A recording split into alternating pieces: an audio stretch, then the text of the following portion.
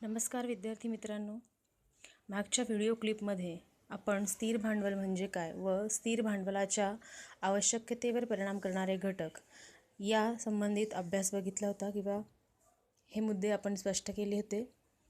आपल्याला आता या भागात खेळते भांडवल म्हणजे काय आणि खेळत्या भांडवलाच्या आवश्यकतेवर परिणाम करणारे घटक बघायचे आहे। स्थिर भांडवल म्हणजे काय तर कंपनीच्या स्थापनेसाठी लागणारी जी जमीन आहे, यंत्रसामग्री आहे, इमारत आहे, यंत्रे आहे, अशी जी स्थिर मालमत्ता आहे, ही मालमत्ता खरेदी करण्यासाठी लागणाऱ्या भांडवलाला स्थिर भांडवल असे म्हणतात। हे आपण मागच्या याच्यातच बघितलं आहे, बरोबर आहे। मग आता फक्त कुठलीही कंपनी असो, तिला फक्त स्थिर भांडवलातच गुंतवणूक करावी लागते का? नाही, कारण या कंपनीला किंवा व्यावसायिकाला, त्या संस्थेला स्थिर भांडवलाच्या व्यतिरिक्त स्थिर भांडवल हे उत्पादन करण्यासाठी महत्त्वाचे आहे, बरोबर आहे। परंतु उत्पादित केलेला माल वितरित करणे किंवा उत्पादन करणारे जे वर्कर आहे त्यांना देण्यासाठी जो पैसा लागतो, ह्या सगळ्या ज्या बाकीच्या गरजा आहे ह्या पूर्ण करण्यासाठी कशाची गरज असते? खेळत्या भांडवलाची गरज असते। मग खेळते भांडवल म्हणजे काय तर दैनंदिन व्यावसायिक कार्य पार पाडण्यासाठी आवश्यक असणाऱ्या भांडवलास खेळते भांडवल असे म्हणतात। मग स्थिर भांडवल म्हणजे काय तर दीर्घ कालावधीसाठी लागणारी जी मालमत्ता आहे, ती मालमत्ता खरेदी करण्यासाठी जो आपण भांडवल गुंतवणूक करतो ती स्थिर असते। परंतु खेळते म्हणजे काय की दैनंदिन जे गरजा आहे, दैनंदिन जे कार्य आहे, ते दैनंदिन रोजचे कार्य जे आहे ते पार पाडण्यासाठी लागणारा जो पैसा, लागणारे जे भांडवल आहे त्यास खेळते भांडवल असे म्हणतात। उदाहरणार्थ, मग दैनंदिन कामं कोणते आहे की उदाहरणार्थ कच्च्या मालाची खरेदी करणे, उत्पादन क्षेत्रामध्ये काम करणारे जे वर्कर्स आहे, कारागीर आहे, त्यांना रोजच्या रोज पेमेंट देणे, लाईट बिल भरणे, फोन बिल भरणे, ऑफिसचं रेंट भरणे, बरोबर आहे। असे अनेक दैनंदिन काय असतात? खर्च असतात। आणि हे खर्च भागवण्यासाठी कंपनीला ज्या भांडवलाची गरज असते ते भांडवल म्हणजे काय? खेळते भांडवल होय।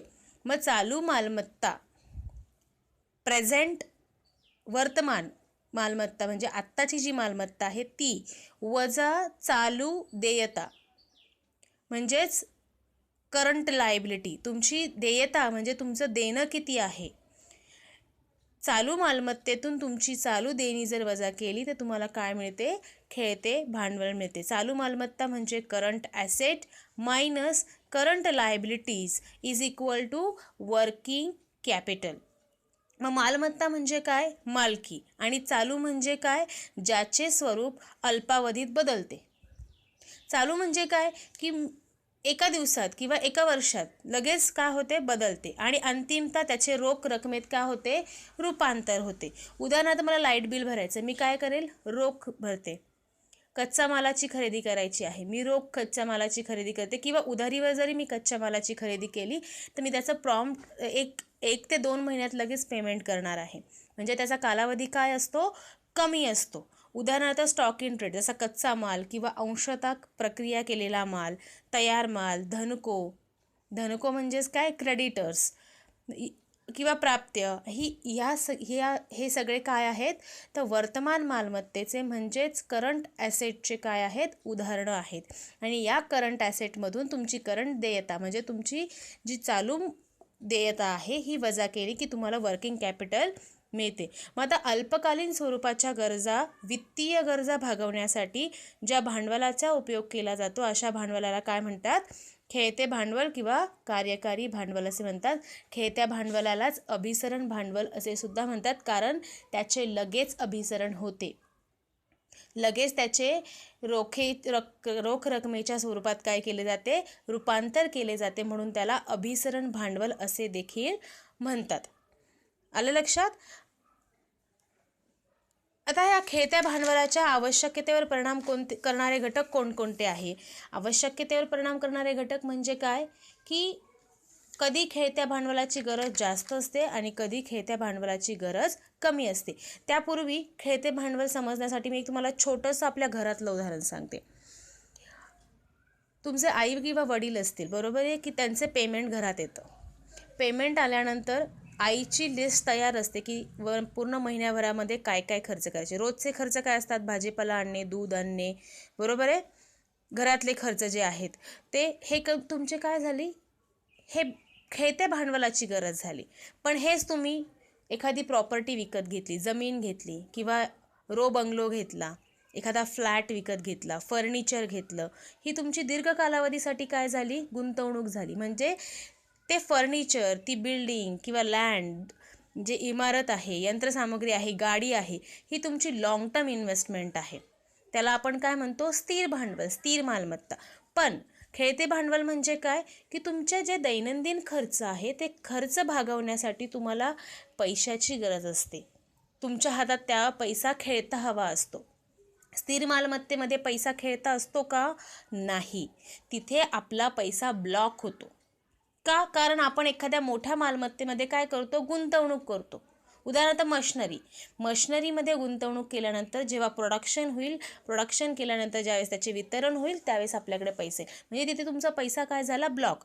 पण वर्किंग कॅपिटलमध्ये पैसा ब्लॉक होत नाही. जिथे तुम्ही वस्तूंची विक्री करता, दुसऱ्या हाताने विकलेल्या वस्तूंना तुम्हाला लगेच काय मिळते, पैसा मिळतो. म्हणजेच हे खेळते भांडवल आणि स्थिर भांडवल यामधला काय आहे, हा सर्वात मोठा फरक आहे. चला तर मग आपण पुढचा जो मुद्दा आहे तो आहे बघूया, खेळत्या भांडवलाच्या आवश्यकतेवर परिणाम करणारे घटक. आता पहिला मुद्दा आहे व्यवसायाचे स्वरूप. व्यवसायाचे स्वरूप म्हणजे व्यवसाय कोणत्या प्रकारचा आहे. व्यवसाय हा जर दैनंदिन किंवा जीवनावश्यक वस्तू किंवा सेवा देणारा असेल किंवा जीवनावश्यक वस्तूंचे उत्पादन करणारा असेल. जीवनावश्यक वस्तू म्हणजे कोणत्या आहेत, चहा, तेल, साखर, बरोबर आहे. या जीवनावश्यक वस्तू आहेत, दूध.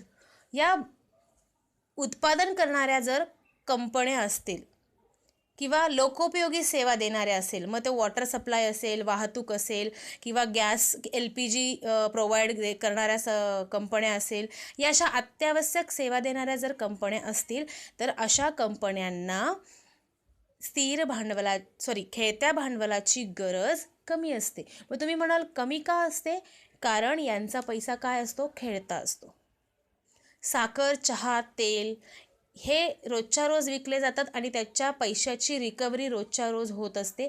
किंवा आपण उधारीवर असा माल घेतला तरी आपण त्याची रिकव्हरी महिन्याच्या आत करून टाकतो जास्तीत जास्त, बरोबर आहे. म्हणजे त्याचा कालावधी हा जास्त असतो का, नाही.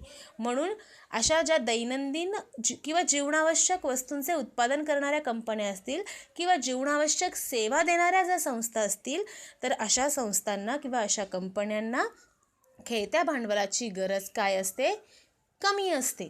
कारण त्यांच्याकडे पैसा सतत येता जाता असतो, त्यामुळे त्यांना खेळते भांडवल जास्त प्रमाणात लागत नाही.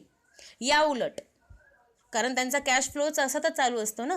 परंतु या उलट जर लक्झरियस गुड्स प्रोड्यूस करणारी, उत्पादन करणारी संस्था असेल, उदाहरणार्थ मोबाईल, कार, बरोबर आहे ना.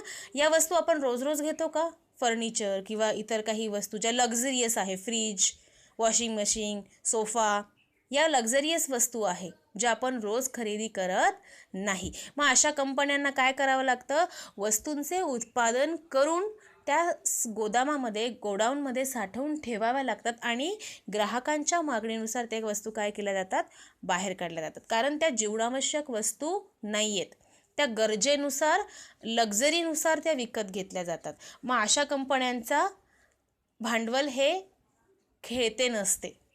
लक्षात आलंय. अशा कंपन्यांचा कॅश फ्लो हा, आणि बऱ्याच वेळेस आपण बघतोय की मला फ्रीज घ्यायचं आहे, माझ्याकडे सगळी कॅश उपलब्ध नसते, मग मी फ्रीज काय करते, इन्स्टॉलमेंट बेसिसवर घेते.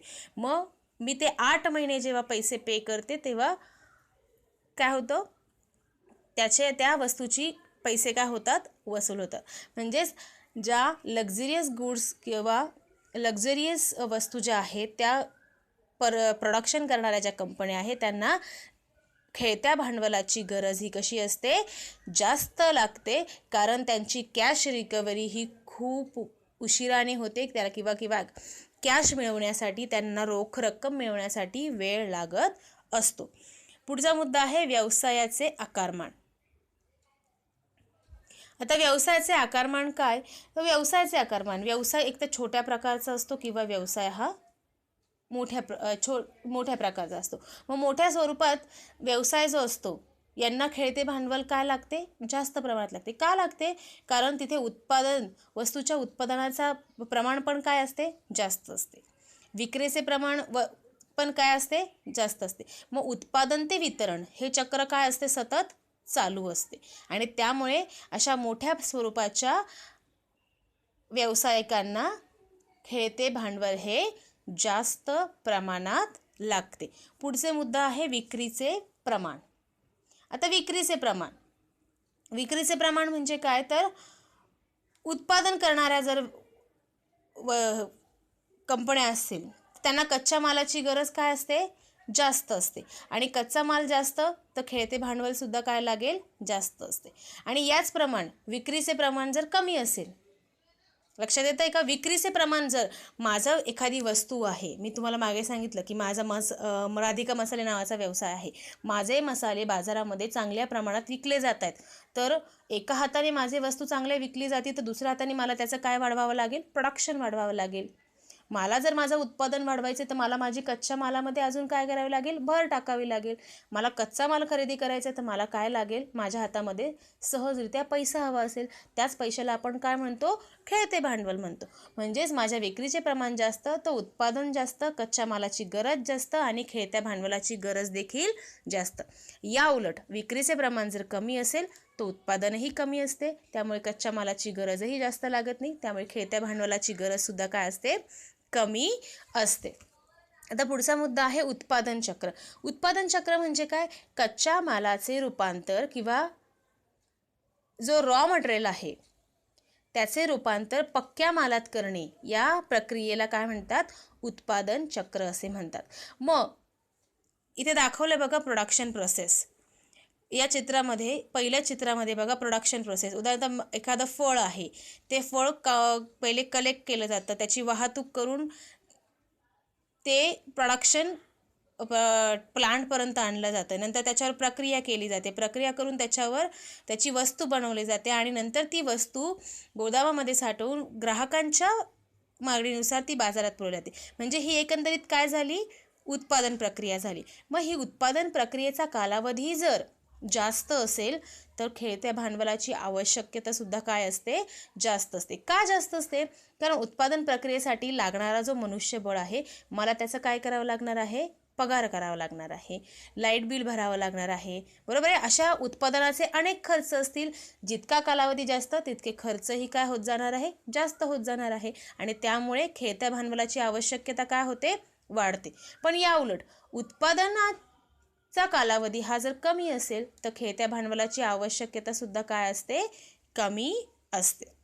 लक्षात आलाय? चौथा मुद्दा व्यापारी चक्र.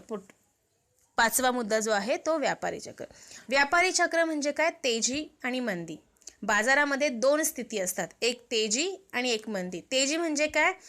आपल्या वस्तूंना जास्त मागणी असते आणि मंदी म्हणजे काय? वस्तूंना मागणी नसते. तेजीच्या काळात विक्रीमध्ये काय होते? वाढ होते. मग विक्रीत वाढ झाली म्हणजे मला काय करावं? माझ्या कंपनीला काय करावं लागेल? विक्रीत वाढ, माझे वस्तू चांगल्या रीतीने विकल्या जात आहेत, मग मला काय करावं लागेल? उत्पादनात वाढ करावी लागेल.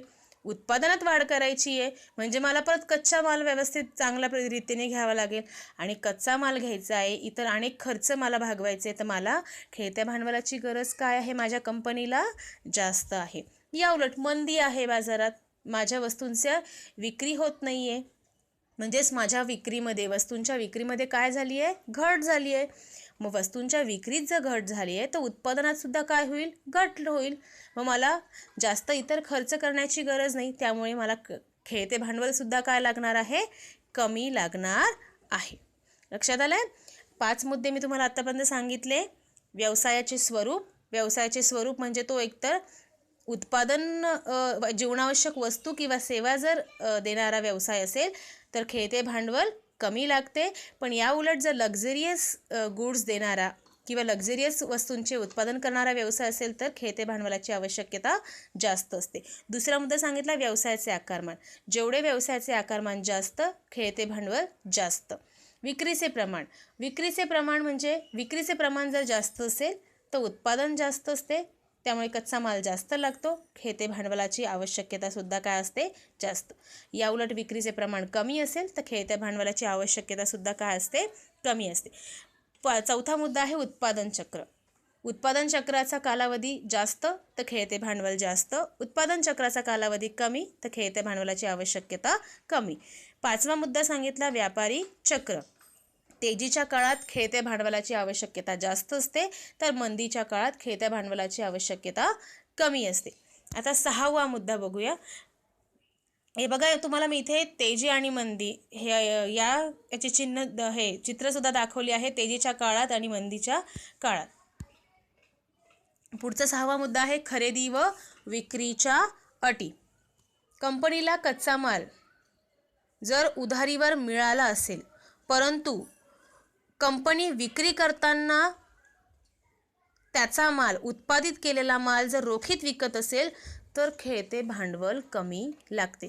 कारण बघा, सवलत मिळते ना, कच्चा माल घेताना सवलत मिळते, पण त्याच उत्पादित मालाची विक्री करताना कंपनी सवलत देत नाही. म्हणजे त्यांच्याकडे भांडवल आहे, त्यामुळे खेळत्या भांडवलाची गरज काय लागते, कमी लागते. परंतु जर कंपनीला उधारीवर कच्चा माल मिळालाही नसेल परंतु उधारीवर माल विकत द्यावा लागत असेल तर अशा वेळेस खेळते भांडवल काय लागते, जास्त प्रमाणात लागते. सातवा मुद्दा आहे उधारीवरील अंकुश. उधारीवरील अंकुश म्हणजे काय, तुमचं उधारीवर किती कंट्रोल आहे. आता तुमच्या उधारी जर तुम्ही दिली असेल आणि ती वसूल करण्याची तुमची प्रक्रिया जर अतिशय स्ट्रिक्ट असेल, कडक असेल, तर तुम्हाला खेळत्या भांडवलाची आवश्यकता जास्त लागणार नाही. का? कारण तुमच्याकडे रोज दैनंदिनरित्या ग्राहकांकडून काय येतोय, वसुलीच्या नावाने पैसा येतोय, त्यामुळे खेळत्या भांडवलाची आवश्यकता लागणार नाही. उदाहरण देते, आपण जर गाडी विकत घेतली इन्स्टॉलमेंट बेसिसवर बजाज फायनान्सचं लोन घेऊन, बरोबर आहे, आणि आपण तिचे 5 हफ्ते भरले पण 6व्या हफ्त्यापासून जर पैसे भरले नाही तर बजाज कंपनीवाले काय करतात, आपल्या घरी येऊन आपली गाडी काय करतात, उचलून घेऊन जातात. बरोबर आहे ना. मग ही त्यांची काय आहे, स्ट्रिक्ट पॉलिसी आहे आणि आपण त्या भीतीने काय करतो, नियमितपणे हफ्ते भरतो. म्हणजेच त्यांचे भांडवल काय राहते, खेळते राहते. त्यामुळे खेळत्या भांडवलाची आवश्यकता त्यांना काय असेल, कमी असेल. का? तर त्यांचं उधारीवर काय आहे, अंकुश आहे, कंट्रोल आहे. परंतु ज्या कंपन्यांचं उधारीवर जर वसुली कडक नसेल किंवा ज्यांचा उधारीवर अंकुश नसेल किंवा उधारीवर दिलेला माल त्यांनी वसुली करण्यामध्ये जर त्यांनी टाळाटाळ केली तर अशा कंपन्यांना किंवा व्यावसायिकाला मात्र खेळते भांडवल काय लागते, जास्त प्रमाणात लागते. पुढचा मुद्दा आहे प्रगतीचा व विकासाचा वेग. कंपनीच्या प्रगतीचा व विकासाचा वेग जर जास्त असेल किंवा जर कंपनीला सतत नफा होत असेल तर मग मला समजा माझी एक कंपनी आहे, मी तुम्हाला जसं सांगितलं माझी एक फेवरेट कंपनी कोणती, राधिका मसाले, बरोबर आहे. माझ्या राधिका मसालेला मस्त प्रगती मिळते, नफा होतोय. मग मला माझ्या डोक्यात काय येईल की अरे आज माझी कंपनी फक्त कुठे आहे, नाशिकमध्येच आहे किंवा पुण्यामध्येच आहे, मला ती कोल्हापूर, धुळे अनेक ठिकाणी, महाराष्ट्रात सगळ्या ठिकाणी उभी करायची आहे. म्हणजेच मला माझ्या वस्तूंचे विक्री वाढवायची आहे, उत्पादन वाढवायचे आहे, माझ्या व्यवसायाचा विस्तार करायचा आहे. मी फक्त मसालेच विकते पण मला आता काय करायचं आहे, पापड, लोणची अशा अनेक वस्तूंचे काय करायचे, उत्पादन करायचे. बरोबर आहे. म्हणजे माझ्या प्रगतीचा वेग जास्त झालाय, म्हणजे मला अनेक कल्पना माझ्या डोक्यात येतात. पण या सगळ्यांसाठी सतत जर उत्पादन करायचं आहे तर मग या प्रक्रियेसाठी मला खेळत्या भांडवलाची आवश्यकता काय लागेल, जास्त प्रमाणात लागेल. तेच जर माझ्या व्यवसायाचा प्रगतीचा वेग जर कमी असेल किंवा संथगत असेल तर मला खेळते भांडवल जास्त प्रमाणात लागणार नाही. 9वा मुद्दा आहे बघा व्यवस्थापनाची कुवत. आता व्यवस्थापनाची कुवत म्हणजे काय, जर मी 1 लाख वस्तूंचे उत्पादन केले आणि माझ्या 1 लाख पूर्ण वस्तू बाजारात विकल्या गेल्या, बरोबर आहे ना, तर मला काय झालंय, नफा झालाय. म्हणजे माझ्या व्यवस्थापनाची कुवत काय आहे, चांगली आहे. बरोबर आहे ना. तर आणि म्हणजेच उत्पादन आणि विक्री या दोन्ही गोष्टींमध्ये काय आहे, समन्वय आहे. मी जितका माल उत्पादित करते आहे, माझा तितका सर्व माल काय केला जातोय, विकला जातोय. म्हणजे उत्पादन आणि विक्री या दोघांमध्ये काय आहे, समन्वय आहे. म्हणून मला भांडवल काय लागेल, खेळते भांडवल कमी लागेल. कारण मी जेवढा माल उत्पादित करते तितका माल विकल्या गेल्यानंतर माझ्याकडे पैसा ऑटोमॅटिकली येतोय. बरोबर आहे ना. ठीक आहे, काही भागात असं होऊ शकतं की तिथे उधारीवर, पण थोड्या दिवसांनी तोही वसूल होईल. पण माझा सध्या पैसा काय आहे, खेळता आहे. त्याच्यामुळे मला खेळत्या भांडवलाची गरज काय लागेल, कमी लागेल. परंतु मी जर 1,00,000 वस्तूंचे उत्पादन केले पण त्याच्यापैकी 20 ते 30,000 सुद्धा वस्तू माझ्या जर विकल्या जात नसेल, तर मात्र मला खेळत्या भांडवलाची गरज काय लागेल, माझ्या कंपनीला जास्त प्रमाणात लागेल. लक्षात आलंय. आणि शेवटचा घटक जो आहे तो आहे बाह्य घटक. आता बाह्य घटक, मग बाह्य घटक कोणकोणते आहेत, वित्तीय संस्था, बँका. बरोबर आहे. जर मला गरज असेल त्यावेळी जर निधी उपलब्ध करून देत असतील तर मला खेळत्या भांडवलाची आवश्यकता कमी असते. लक्षात आलंय. मला आज 50 लाख रुपयाचं पैसे हवे आहे, बरोबर आहे, कर्ज हवे आहे. मला जर एखादी वित्तीय बँका किंवा फायनान्शियल इन्स्टिट्यूशन्स जे आहेत ते जर मला हा पैसा सहजरित्या उपलब्ध करून देत असतील तर मला खेळत्या भांडवलाची गरज काय लागते, कमी लागते. परंतु हाच पैसा मला जर सहजरित्या उपलब्ध होत नसेल बँकांकडून, वित्तीय संस्थांकडून, तर मग खेळत्या भांडवलाची गरज काय लागते, जास्त प्रमाणात लागते. तर मी आत्तापर्यंत तुम्हाला 10 मुद्दे एक्सप्लेन केले. मी ऑलरेडी 5 तुम्हाला मुद्दे दुसऱ्या स्लाईडमध्ये एक्सप्लेन करून दाखवलेत. खरेदी व विक्रीच्या अटी, तुमच्या खरेदी आणि विक्रीच्या अटी काय आहेत त्याच्यावर तुमच्या खेळत्या भांडवलाची आवश्यकता निर्भर असते. त्याचबरोबर उधारीवरील अंकुश जर असेल तर खेळते भांडवल कमी लागते, पण उधारीवर जर अंकुश नसेल तर मात्र खेळते भांडवल जास्त लागते. प्रगतीचा वेग जर जास्त असेल तर अनेक कल्पना डोक्यात येतात. मला विस्तार करावा असा वाटतो माझ्या व्यवसायाचा, नवीन वस्तूंचे उत्पादन करावेसे वाटते, विक्री वाढवावी वाटते. त्यामुळे मला खेळते भांडवल जास्त प्रमाणात लागेल. या उलट खेळते भांडवल जर प्रगतीचा वेग कमी असेल तर कमी लागेल. व्यवस्थापनाची कुवत, उत्पादन आणि विक्री या दोघांमध्ये जर योग्य समन्वय जर असेल तर खेळते भांडवल हे कमी लागते. आणि बाह्य घटक म्हणजे वित्तीय संस्था, बँका किंवा इतर संस्था ज्या आहे कर्ज देणाऱ्या, त्यांच्याकडून मला सहजपणे जर निधी उपलब्ध होत असेल माझ्या गरजेच्या वेळी, मला जेव्हा लागतोय तेव्हा, तर मला खेळते भांडवल हे जास्त प्रमाणात लागणार नाही. लक्षात आलेत सगळे मुद्दे. एक असाइनमेंट आहे, ती असाइनमेंट पूर्ण करायची आहे. स्थिर भांडवल आणि खेळते भांडवल या दोघांमधला फरक व्यवस्थित करून ठेवायचा आहे आणि तो लिहून काढायचा आहे. काही अडचण असलीस तर मला नक्की विचारायची आहे. धन्यवाद.